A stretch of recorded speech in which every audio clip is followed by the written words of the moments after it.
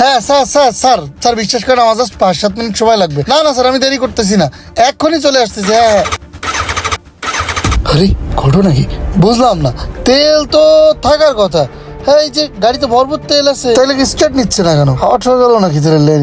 না কি হচ্ছে এটা বুঝতেছি না, ইঞ্জিন ফাংশনও তো কিছু বুঝি না। আসলে আজকে মনে হয় ভাগ্যটাই খারাপ, দেরি করে গেলে চাকরি আজকে থাকবে না। বড় ভাই এই বাজারে কোনো মোটরসাইকেল গ্যারেজ খোলা আছে? ভাই গ্যারেজ তো বন্ধ, 3-4 দিন ধরে খুলতেছ না। আসসালামু আলাইকুম। ওয়ালাইকুম কোনো আসসালাম। সমস্যা ভাই? আর ভাই কোয়েন না, গাড়িটা স্টার্টই নিচ্ছে না। তেল চেক করেছেন ভাই? তেল আছে কিনা গাড়িতে? হ্যাঁ ভাই তেল তো আছে গাড়িতে, আর আমি চেক করে দেখলাম, মনে হলো তো সবকিছু ঠিকঠাক আছে। রেখে গেছিলাম, এখন আর স্টার্ট নিচ্ছে না। কেউ আবার কিছু করলো কিনা? না ভাই, দোকানপাট তো সব বন্ধ, কে কি করবে? আমার তো দেখতে দেন। আপনি দেখবেন?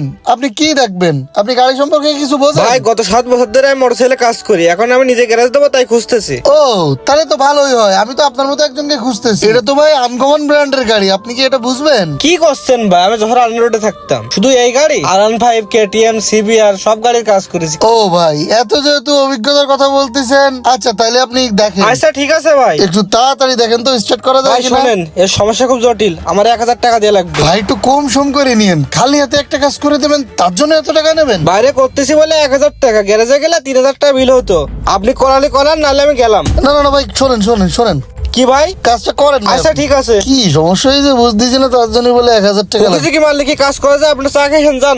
চা খাবো? এখন তো চা খাওয়ার সময় নেই ভাই, আমি ব্যস্ততার ভিতরে 3টার ভিতরে আমার অফিসে পৌঁছে যেতে হবে। ভাই আপনি এই যে কথা বলতে বলতে সময় নষ্ট করতেছেন, যান চা খেয়ে আসেন, গাড়ি ঠিক হয়ে যাচ্ছে। কিন্তু ভাই আপনারা তো আমি চিনি না, আপনার কাছে আমি গাড়ির চাবি সহ রেখে যেতে সাহস পাচ্ছি না। হায়রে মানুষের অবিশ্বাস। এলেন ধরেন আপনার গাড়ির চাবি, যান যে চা খেয়ে আসেন গে।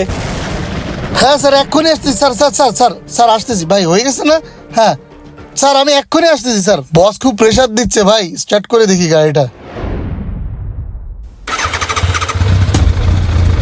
ভাই এটা কিভাবে সম্ভব? ওইটা হচ্ছে কাজের টেকনিক। দেন আমার 1000 টাকা দেন, চলে যান। হ্যাঁ ভাই কাজ যেহেতু করা এই ভাই এটা দিকে শোনেন। ইনি আবার কি কি হয়েছে ভাই? আর টাকাটা দেওয়ার আগে 1 মিনিট আমার কথাটা শুনে যান। মানে বুঝলাম না, এনারেও কি চাঁদা টাদা দেওয়া লাগবে নাকি?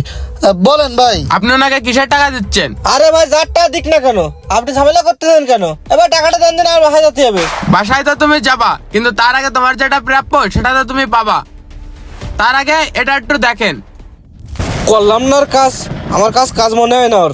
কিরে এলাকায় নতুন গাড়ি মনে হচ্ছে, ধান্দারটা হবে না। পকেটে অনেক টাকা মহাজনে দিল তাড়াইয়ে, যাক গাড়ি কাছে যায়, কাজটা কমপ্লিট হলি পকেটে টাকা আসবে না।